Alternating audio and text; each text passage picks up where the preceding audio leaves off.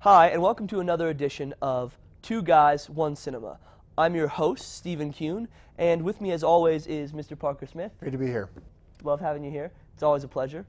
Today we're talking about our favorite films of all time, things that we think are the best films of all time, and that are important to the culture. My first film is going to be Citizen Kane, the 1941 film directed by Orson Welles. Take a look.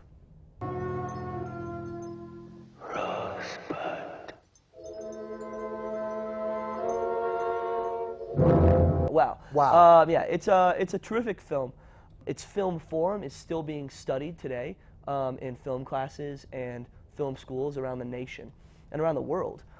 And it's just a really beautiful film, you know, about sort of like what makes a person who they are.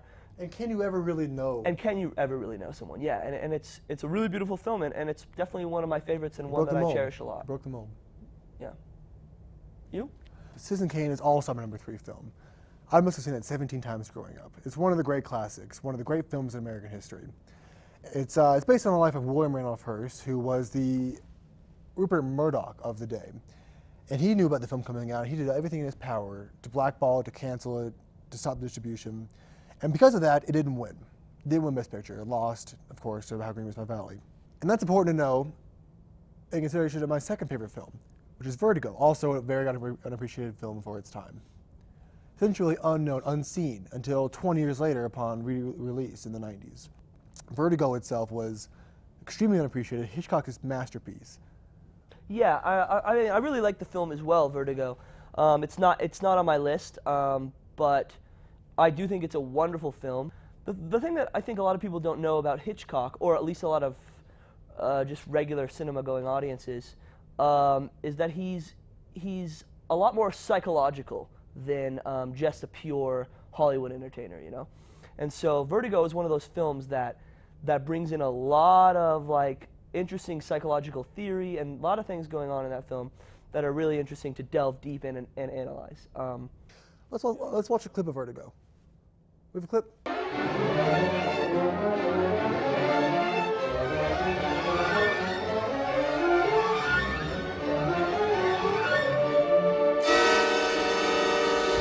Wow. Really terrific. Are you a Hitchcock fan? I do. I love Hitchcock. This is in an era when blockbuster films, the big hits, could also be very, very smart films. Yeah, exactly. And before they became kids movies in the 80s. With, yeah, you know, kids movies in the 80s or movies of today, Transformers, all those things where the big blockbuster films are dumbed down, stupid entertainment, right? Schlock. And Vertigo was one of those films that is so intelligent, so well made, and yet, you know, essentially a Hollywood entertainment film. And that's why it's my second favorite film of all time. Okay. And which brings me to my second favorite film of all time, which is Nagase Oshima's 1976 film, In the Realm of the Senses. Going overseas for this one. Clip.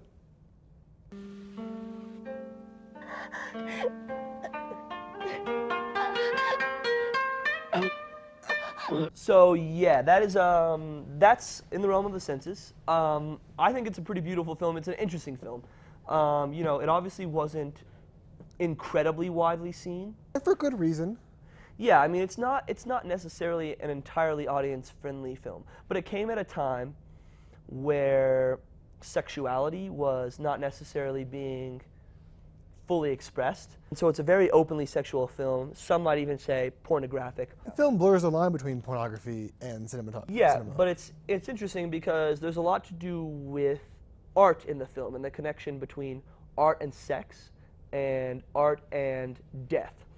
And the interesting thing about the film is that it's actually based on a true story about this woman who was so in love with her lover that she strangled him to death when they were having sex, cut off his genitalia, put it inside of her, and walked around with it for days. And she became this national, just like, to some degree, sort of a hero, because people thought like, oh my God, she was so in love with this man, and he was so in love with her and he let her do this, that she went and did this whole thing.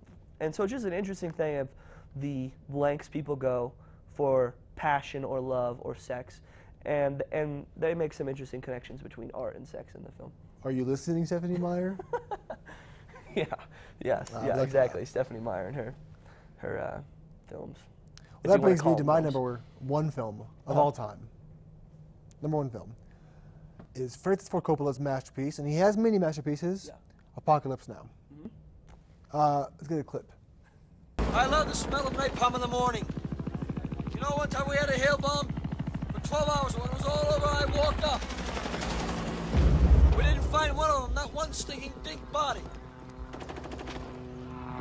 Smell, you know that gasoline smell. The whole hill. Smelled like victory. Wow. That is a beautiful film. Well, I'd like to hear you talk about it a little bit, please. You talk about it a little bit, please. No, it's your number one. You go. The reason I chose this, Coppola in the 70s is the greatest filmmaker of all time. On set, it was a nightmare. And this is another instance of a movie becoming really like a cultural thing, because all the papers and everything were talking about how, oh, Coppola's lost his mind, Coppola's having a disaster, shooting Apocalypse Now. Is it ever Close going to to get made? suicide many times on set. Yeah, he did almost commit suicide. My favorite quote of his in the movie is, "My film's not about Vietnam. My film is Vietnam." Yeah, that's a great quote. Yeah, it's a wonderful film, one of my favorites as well. I've probably seen it 17 times. Yeah, I think I've seen it 18. It's a wonderful film and very representative of the culture of that time. A lot of them are on drugs, and it's just sort of that post Vietnam sort of feeling that was in the air and in the culture of the time. The zeitgeist, you might say. Yeah, in the zeitgeist, and Coppola really tapped into that with that movie. This brings me to my number one film, actually a recent film, last year, 2012, and it's Paul Thomas Anderson's unbelievable masterpiece, The Master. Take a look. I wonder how he got here and what he's after. Is it really all so easy that he just came across us? You are an everlasting spirit, Freddy. I don't believe you. You make this up. I know you're trying to calm me down, but just say something that's true!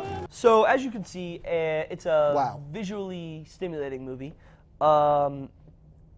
It's gorgeous to look at. And also, I think it's important to note that there's some interesting ideas in the film, perhaps related to film itself. The reason why Paul Thomas Anderson shot the film on 65 millimeter and projected it on 70 millimeter in the theaters that he could around the country. And I think that's important to note for our culture, because right now, of course, as you know, we have this shift to digital filmmaking. And I think digital projection. And digital projection. And I think it was a statement on his part that film can do things, certain things, that digital can't.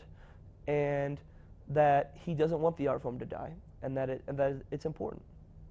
After looking at some of the films that we think are the best films of all time, we want to bring the history of it all full circle and look at a film that actually just recently came out, Danny Boyle's film, Trance.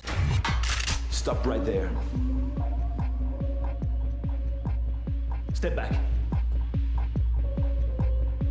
Remember, do not be a hero. Interesting to note here, we do not agree on this film. Yes, we do not. In my opinion, it was an absolute waste of its runtime. Keep going. A waste of a concept. Okay. A waste of my precious 2 hours. Okay, here's the thing. I don't think it's terrible like you do, but I don't necessarily think it's terrific. I think it actually has really good performances by the three leads, James McAvoy, Vincent Cassel, and Rosario Dawson. It had these grating monologues. It just sounded like... I don't think it was... I don't understand why you thought it was so terribly written. I think it was okay. And you know, and we were discussing this So before. ham-fisted. You were discussing this before. You saying that you thought it was like there was a lot of scenes of filler, right, and things like that, Yes. which I didn't necessarily get because I think all the scenes, all the hypnosis scenes, whether you think they're filler or not, also work towards putting in our mind whether or not what we're watching is real or a trance. And I think it's an interesting film. It's like a television show that has 3 minutes and then 27 minutes of commercials. Yeah, I really disagree with you. Okay, Yeah. you're wrong. Well, you're wrong. Well, we'll agree to disagree, so we'll give the film, what do you want to give it? I give it 1 bag of popcorn. I'm going to give it 4 bags of popcorn, 2 sodas. We leave you now with this message. Go see movies. They have always been important, and they always will be. They make us think, and they make us feel in ways that we maybe never thought we could. But seek out the good films through film critics, and find the ones that you like, you know? We may not always be right, but, you know, we're pretty close. So, go see films. And we're signing off, as always. I'm Stephen Kuhn. I'm Parker Smith. And we will see you At the movies.